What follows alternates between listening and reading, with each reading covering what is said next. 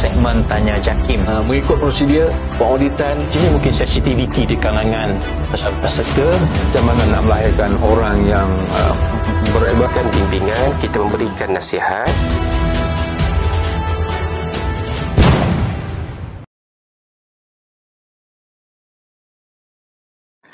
Assalamualaikum warahmatullahi wabarakatuh. Alhamdulillahirabbil alamin wassalatu wassalamu ala asyrafil anbiya'i wal mursalin wa ala alihi wa sahbihi ajma'in. Apa khabar semua? Alhamdulillah. Terima kasih kepada rakan-rakan Facebook Jakim. Pagi ini kita bersiaran dalam rancangan ataupun segmen Tanya Jakim di page Jakim.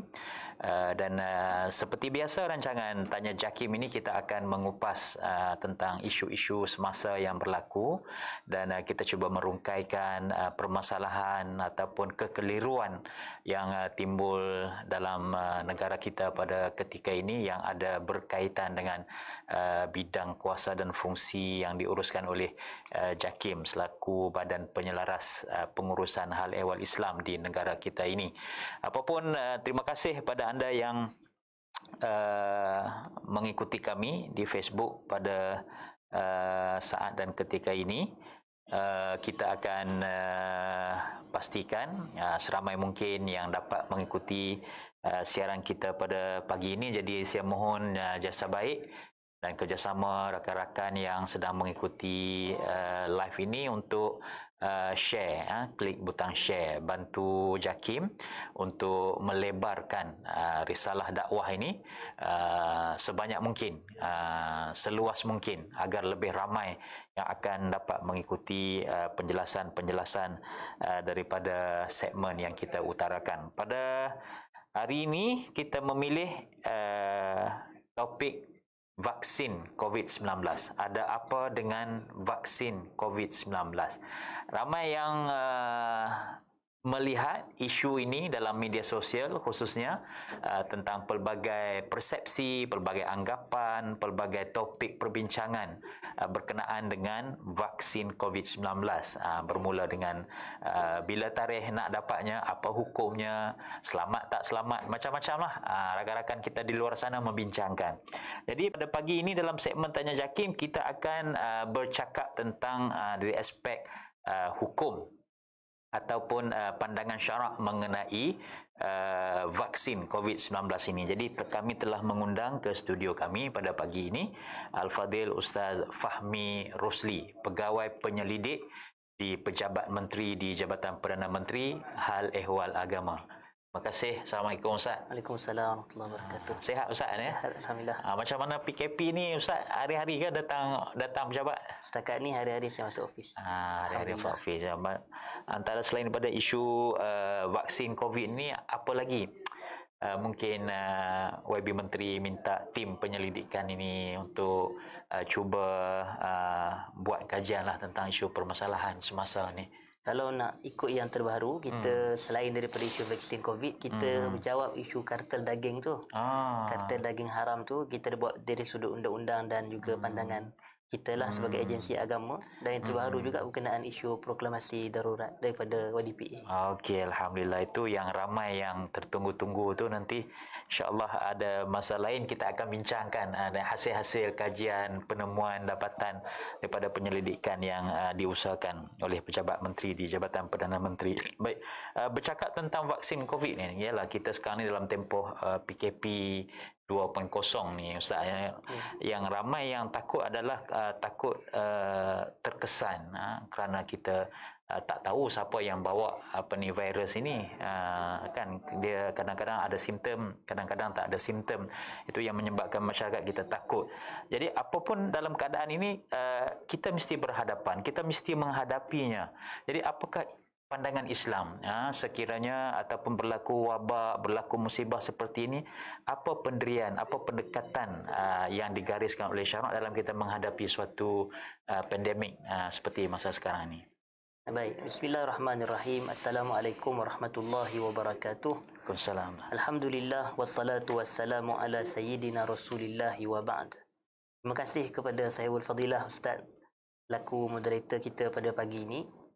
Saya pertama sekali saya ucap jazakumullahu khairan kepada pihak JAKIM atas kesudian menjemput saya bagi menyampaikan sedikit buah pandangan berkenaan dengan tajuk kita, apa itu vaksin atau ada apa dengan vaksin COVID-19. Pertama sekali, Islam sebagai sebuah agama yang syumul, Islam pasti ada jawapan dan sentiasa ada penjelasan terhadap setiap isu yang berlaku dalam kalangan masyarakat kita. Jadi Islam ini sebagai contoh apabila memberikan pandangan berkenaan bagaimana sepatutnya kita dalam menghadapi atau mendepani sebarang penyakit. Islam dia beri pelbagai pandangan dan cadangan. Kita ambil satu contoh mudah. Islam dia ada sediakan asas perubatan ataupun asas cara bagaimana kita nak merawat atau bagaimana cara untuk kita mengubati penyakit itu, sama ada sebelum ia berlaku ataupun setelah kita menghidap penyakit tersebut. Persoalan yang timbul, adakah sebelum penyakit itu datang kepada kita, adakah kita boleh mencegah dan merawat penyakit? Jawapannya ya. Sebab memang ada hadis yang sahih daripada Nabi kita sallallahu alaihi wasallam seperti yang diriwayatkan oleh Imam Muslim. Nabi menyebut, man tasabbaha bi sab'i tamaratin ajwah lam yadurruha dzalikal yaum summun wala sihrun. Yang mana maksudnya sesiapa yang bangun pagi kemudian dia makan 7 biji kurma ajwah, maka kata Nabi SAW, pada hari tersebut dia tidak akan ditimpa mudarat daripada summun, racun ataupun sihir. Maka kita dapat lihat sebelum pun kita kena racun, sebelum pun kita kena sihir, Nabi dah bagi tips petua berubat ataupun mengambil langkah pencegahan dengan cara kita makan kurma ajwah sebanyak 7 biji. Itu sebelum berlaku penyakit. Tetapi itu, jadi sama juga konsep dengan isu vaksin. Vaksin dalam apa sahaja vaksin pun, untuk polio, untuk penyakit-penyakit yang lain dan juga termasuk COVID-19 ini, kita nak mencegah sebelum kita ditimpa penyakit tersebut. Maka kita mengambil suntikan vaksin sebagai contoh untuk kita mencegah. Konsepnya sama seperti makan kurma ajwah 7 biji seperti yang disebut dalam hadis Nabi. Sebab orang kita sekarang ni disuka nak kepada dalil. Adakah Nabi pernah ambil suntikan vaksin? Jadi kita kata subhanallah, COVID tidak ada pada zaman Nabi. Jadi macam mana kita nak cari dalil? Maka kita tengok dalil yang sama dari sudut kaedahnya, iaitu kita mencari rawatan sebelum penyakit tersebut datang. Jadi suntikan vaksin pun sama, kita mengambil langkah untuk mencegah dengan cara kita ambil suntikan vaksin bagi mengelakkan penyakit tersebut daripada menimpa kita. Itu satu, Ustaz. Yang kedua pula, Islam ini dia bagi satu cara pencegahan yang lain, iaitu apabila penyakit itu telah berlaku, maka kita wajib berawat. Ataupun saya katakan wajib di sini sekiranya keadaan tertentu. Adapun hukum asal bagi berubat ni adalah sunat seperti disebut oleh fuqaha.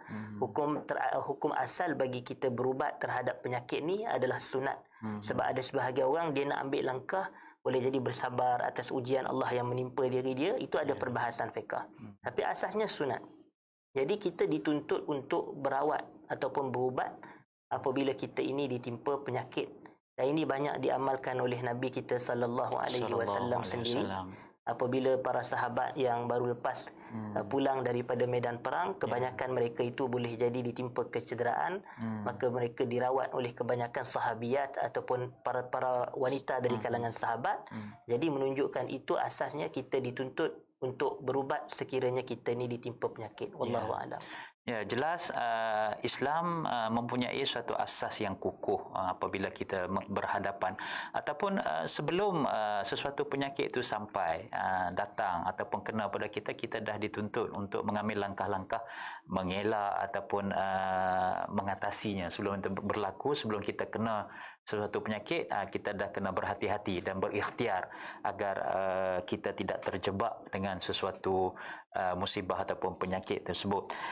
Terima kasih kepada rakan-rakan yang dah mula masuk ni. Alhamdulillah dah makin ramai. Jadi saudara kita Faisal Tan, Alhamdulillah, daripada Washington DC, jam 9 malam. Alhamdulillah, apa khabar Ustaz? Terima kasih. Saudara Rusli Abu Mahsin daripada Kemunting, alhamdulillah, Ban Hamidah Putrajaya, Radio Jawi juga turut mengikuti siaran langsung ni. Terima kasih. Tolonglah share ya, tolonglah sebarkan kita punya ni, klik butang share saja untuk kita ini penjelasan ini sangat penting untuk kita merungkaikan apa ni persoalan ataupun kerunsingan yang wujud dalam masyarakat. Tadi Ustaz dah sebut tentang bagaimana Rasulullah ajar kita makan buah kurma dan sebagainya. Itulah okeylah. Ada orang kata tak apalah makan buah kurma, kita tahu kan. Ini vaksin ni kita tak tahu kan Ustaz. Mungkin Ustaz ada info lah mana forum, mana-mana bahan bacaan dan sebagainya. Penghasilan vaksin tu ialah Ustaz bukanlah di kalangan saintis ataupun di kalangan doktor yang boleh menjelaskan secara saintifik. Tapi mungkin vaksin ini adakah yakin kita selamat menggunakannya? Baik, ini satu persoalan yang sering kali dibangkitkan dalam kalangan masyarakat. Pertama, kita sangat kagum dengan sifat concern ataupun cakna masyarakat kita terhadap bahan-bahan sebelum sesuatu tu dimasukkan dalam badan mereka, di sudut pemakanan ataupun suntikan imunisasi sebagai contoh. Jadi ini adalah satu sikap yang baik. Dari sudut memang kita disuruh berjaga-jaga sebab kita tahu sebarang yang masuk dalam ke badan kita ataupun rizak atau menjadi makanan kita ini hakikatnya adalah memberi kesan kepada ibadat dan doa kita.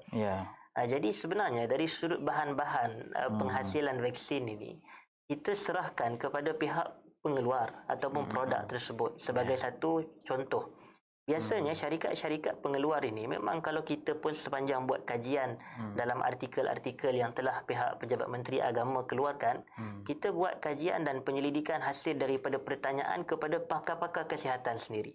Dan atas keyakinan kita kepada mereka, atas hujah kita, mereka ini Muslim. Doktor-doktor kita ni banyak Muslim yang mana mereka pun takut kepada Allah, mereka pun memahami agama dengan baik. Bahkan kebanyakan latar belakang kita punya contoh KP kesihatan kita pun Tan Sri DG pun latar belakang daripada Kolej Islam, semua latar belakang pendidikan. Jadi hasil kepada itu kita ambil keyakinan kepada mereka sebagai Muslim mereka atas status mereka Muslim. Kalau kita dengan orang Islam pun kita tak percaya, macam mana kita masalah lah kita kalau kepada banyak berita-berita yang lain. Jadi mereka ni pun hasil mereka membaca, mereka mengkaji dan mereka rujuk sendiri kepada contoh syarikat Pfizer yang mengeluarkan vaksin yang akan diedarkan di negara kita ini. Jadi melalui syarikat tersebut mereka keluarkan memang bahan-bahannya tidak ada unsur-unsur yang meragukan atau bahannya tidak ada unsur najis ataupun haram. Seperti yang jelas kalau orang kita risau adalah dalam Pfizer tu tak adalah orang kata DNA babi. Tidak ada. Jangan risau. Jadi itu berdasarkan pembacaan kita kepada apa yang mereka keluarkan. Ada orang kata kalau mereka sembunyi maklumat macam mana? Pertama kita kata agama Islam agama yang jelas. Dia ajar kita untuk hukum kepada yang zahir. Nahnu nahkum bil zawahir wallahu yatawalla sarair. Kita hukum menilai kepada yang zahir. Allah yang mengetahui apa yang ada dalam orang kata as-sarair, perkara yang di luar pengetahuan kita. Kemudian dia kata itu semua zan. Maknanya dia kata kalau macam mana, kalau ada macam mana. Bagi saya itu zan, perkara-perkara zanni Ustaz. Perkara zanni ni Quran kata wa inna dhanna la yughni minal haqqi syai'a. Maknanya zan ni tak bernilai terhadap kebenaran walau sedikit pun. Kita tak dituntut untuk mengikut sangkaan-sangkaan kita yang kadang-kadang boleh jadi betul ataupun salah.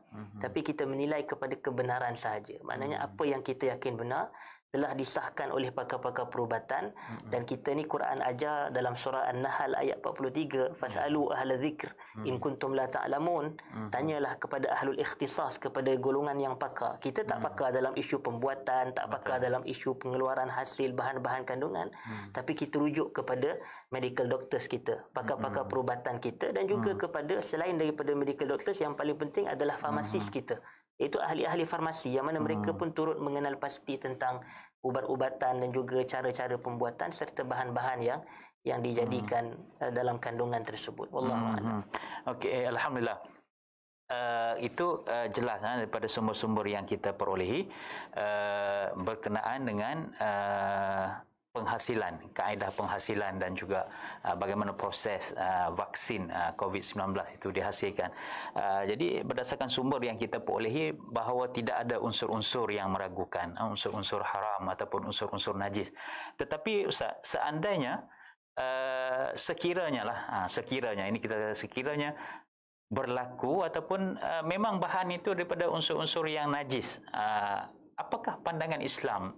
Adakah dia boleh digunakan dalam keadaan dalam situasi kita pada ketika ini? Baik. Sebenarnya Ustaz, memang ada pandangan syarak berkenaan dengan hukumut tadawi bil muharramat ataupun hukum kita berubat atau merawat dengan perkara-perkara haram ataupun hukum at-tadawi bin najis secara umum, hukum berubat dan juga berawat dengan najis. Jadi kalau kita lihat di sisi syarak, agama ini dia ada dalil Quran dan juga hadis Nabi SAW.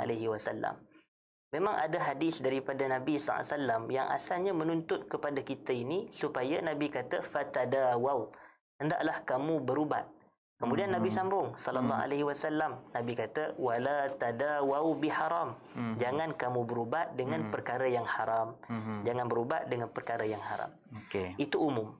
Kemudian dalam satu situasi yang lain dalam hadis yang juga sahih, ada seorang ini, dia ini berubat dengan menggunakan, orang kata arak sebagai contoh. Dia menggunakan al-khamr, dia menggunakan arak dalam ubatan dan rawatan. Kemudian perbuatan ni ditegur oleh Nabi kita sallallahu alaihi wasallam. Baginda kata innahu laisa bidawa innahu da. Arak ni bukannya ubat, tapi Nabi kata arak adalah penyakit. Maknanya di sini merujuk arak, kita tahu bila al-khamru ni disifatkan oleh Quran sebagai rijsun min amali syaitan, maknanya arak juga dinilai sebagai najis di sisi fuqaha. Dinilai sebagai najis di sisi fuqaha. Jadi oleh kerana itu ulama mengatakan tidak boleh berubat dengan arak kerana arak adalah najis, maka tak boleh berubat dengan najis kerana ada larangan dalam hadis Nabi sallallahu alaihi wasallam. Tapi macam Ustaz sebut pada awal, seandainya kita katakan, jangan salah faham, maknanya kita katakan perbahasan hukum berubat dengan najis ni kita tak ada nak spesifikkan tuju kepada COVID-19 ataupun vaksin COVID itu. Jangan salah faham nanti masyarakat kita ni, tu tandanya dalam vaksin ada najis lah tu, nanti orang salah faham. Tetapi kita jawab secara umum, katakanlah. Lalu ulama pula dia bahas, tapi kalau darurat bagaimana? Maka kalau darurat kita katakan ia dibenarkan kerana kaedah fiqh jelas menyebut ad-darurat tubihul mahzurat. Tapi masyarakat kita pun mesti dia agak-agak sini sikit dengan istilah darurat ni. Dia kata takkan darurat kot sebab ramai yang sembuh, 80% yang sembuh, katakan lebih pada 80% yang sembuh. Kita kata betul, untuk isu ni belum sampai lagi kepada tahapan darurat tersebut. Sebab itu kerajaan apabila mereka ingin sebut tentang isu vaksin, mereka kata tentang keharusan ataupun kita muzakarah, orang kata jawatan kuasa agama kita, hal ehwal agama kebangsaan menyebut tentang keharusan. Harus pengambilan, tetapi melainkan mereka yang telah diwajibkan oleh kerajaan, khususnya frontliners ataupun orang kata individu-individu yang berisiko tinggi. Tapi saya berbalik kepada isu hukum berubat dengan perkara haram ni, saya boleh simpulkan 3 benda. Pertama, haram berubat dengan najis. Kedua, keharaman tersebut adalah spesifik kepada arak sahaja. Merujuk kepada pandangan daripada Al-Imam An-Nawawi rahimahullah dalam kitab beliau Al-Majmu' Syarah Al-Muhadzab. Al-Imam An-Nawawi beliau mengatakan hadis tersebut hanya spesifik untuk arak. Kerana ada hadis yang lain daripada orang kata Bani Uqal, yang mana dia ini datang bertemu daripada kaum yang lain, datang masuk ke Madinah untuk bertemu dengan Nabi SAW. Kemudian apabila mereka sampai ke Madinah, dia orang daripada suku kaum yang lain datang ke negara orang lain. Jadi suhu negara tersebut menyebabkan badan dia tu sakit. Dia menyebabkan badan dia tak tahan dengan suhu perubahan negara Madinah pada waktu itu. Sehingga waktu itu Nabi SAW dia bagi satu solusi. Nabi kata, tidakkah kamu ikut penggembala kami ini dan kamu pergi kepada unta dan kamu minum daripada susu unta dan kamu minum daripada air kencing unta. Ada perintah daripada Nabi minum daripada air kencing unta. Sedangkan air kencing ni haiwan ke manusia adalah najis. Dia termasuk dalam najis mutawasitah. Jadi kita katakan dalam keadaan seperti ini, makanya adakah Nabi suruh orang berubat dengan tu, dan akhirnya mereka minum. Dan bila mereka minum, alhamdulillah mereka sembuh. Tapi takdir Allah mereka bunuh pula penggembala itu tadi. Ini perbahasan dalam hadis Sahih Bukhari itulah. Cuma yang kita poin paling penting dalam hadis tersebut, ada riwayat daripada Nabi SAW, maknanya nak berubat dengan air kencing unta, sedangkan air kencing unta najis. Maka Imam Nawawi dia bahas hadis ini, maka dia kata ini menunjukkan najis selain daripada arak, maka tidak ada masalah untuk digunakan. Selama mana tidak ada bahan suci lain yang boleh digunakan. Tetapi kalau antara ada macam contoh, ada satu penyakit, kita boleh merawat penyakit tu dengan dua alternatif. Satu bahan yang suci, satu bahan yang najis. Maka sudah pasti kita ambil bahan yang suci. Tetapi kalau ada satu penyakit, hanya ada satu sahaja bahan rawatan, iaitu bahan rawatan itu pula adalah najis, dan najis itu pula selain daripada arak. Maka Imam Nawawi kata dibenarkan dalam hal ini. Dibenarkan berawat dengan najis selain arak sekiranya tidak ada bahan lain yang suci yang boleh digunakan dalam rawatan. Begitu juga dalam keadaan darurat, kata Imam Nawawi, sekiranya berlaku darurat, maka dibenarkan untuk kita berawat dengan perkara yang haram. Tetapi ala kullin ataupun secara umum, kalau kita nak sebut berkenaan dengan vaksin COVID-19 ini, maka setakat ini vaksin yang diterima oleh negara kita ini diteliti kandungan-kandungannya tidak memiliki unsur-unsur haram atau tidak memiliki unsur-unsur najis. Jadi sebenarnya tidak timbul keraguan atau kekeliruan untuk kita mengguna pakai vaksin ini. Tambahan pula kita katakan hukum asal pengambilannya adalah harus. Harus ni nak buat boleh, tak buat tak apa. Tetapi melainkan golongan yang diwajibkan oleh kerajaan. Sekiranya kerajaan wajibkan kepada frontliners, kita kata mereka wajib ambil, dan sekiranya kepada pihak-pihak ataupun individu-individu yang berisiko tinggi, generasi tua ataupun kanak-kanak, maka kita kata menjadi satu tuntutan kepada mereka. Wallahu a'lam. Okey. Itu jelas kepada kita semua ya tentang bagaimana sesuatu hukum ataupun fatwa yang dikeluarkan terhadap vaksin COVID-19 yang telah dibincangkan oleh muzakarah khas Majlis Kebangsaan bagi Hal Ehwal Agama Islam, dan keputusan ini telah dipersetujui oleh Majlis Raja-Raja Malaysia ya, yang mana harus untuk kita umat Islam ataupun seluruh rakyat di negara kita ini untuk mengambil vaksin COVID-19, dan wajib sekiranya diminta untuk mengambil. Yang tu saya nak minta Ustaz jelaskan sikit, yang wajib apa sekiranya diarahkan itu, apa maksudnya tu Ustaz? Wajib sekiranya diarahkan ini maksudnya arahan daripada pemerintah ataupun arahan daripada pihak-pihak yang ada otoriti.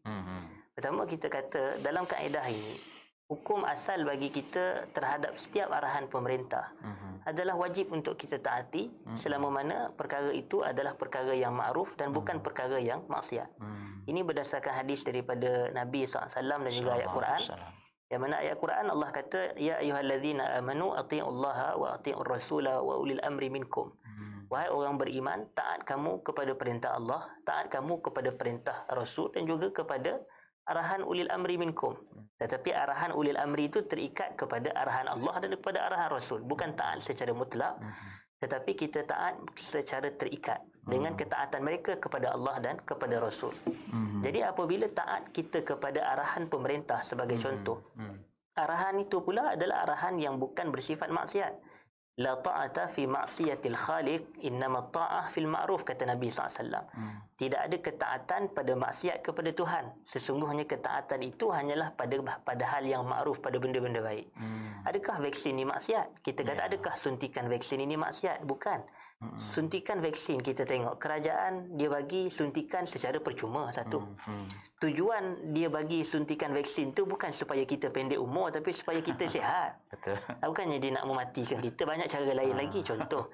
Tetapi tujuan dia pula adalah untuk maslahah kita, Ustaz. Kalau kita tengok untuk memberikan kita kesihatan yang terbaik, untuk memberikan kita ini, badan kita, imunisasi kita ni terjamin, ataupun untuk daripada dijangkiti virus-virus yang seperti COVID yang mudah berjangkit.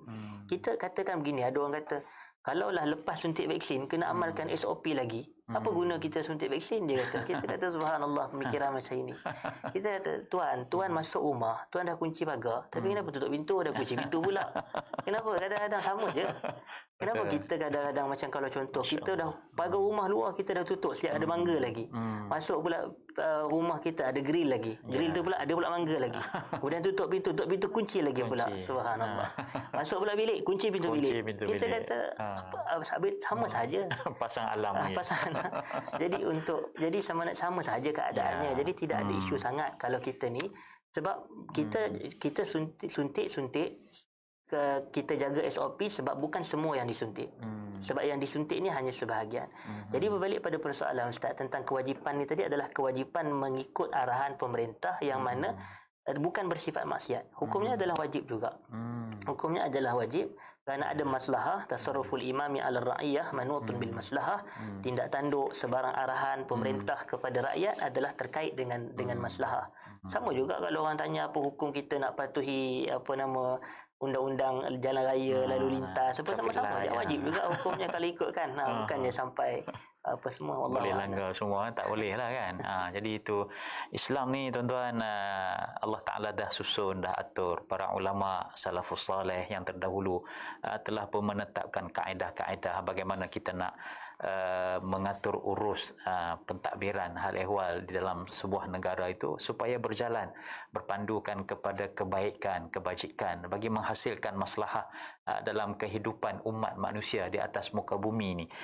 Jadi sekiranya kita mempunyai suatu keraguan, kita mempunyai suatu kemuskilan, maka kita dituntut supaya merujuk kepada mereka yang arif, mereka yang pakar dalam sesuatu bidang, dan kita sama sekali dilarang untuk membuat kesimpulan berdasarkan kepada pengetahuan kita yang terbatas, yang terhad.